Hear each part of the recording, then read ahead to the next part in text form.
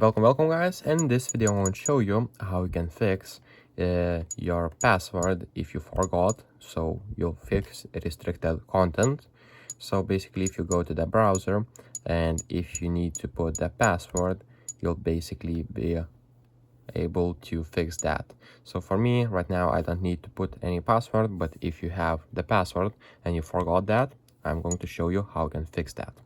So let's go to the settings and let's go to the let's go to the system settings. Click on the system settings, and then what you'll need to do is scroll down until you see restore default settings.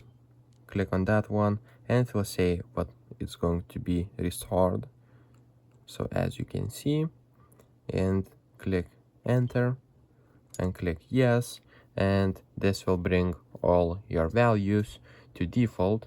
And basically I'm not going to do that right now, but you're not going to lose any data. So basically restore everything and your password should be gone and you'll be good to go. So if this video was helpful, please make sure to subscribe to Guide to Everything, comment down below for the algorithm, and see you in the next one.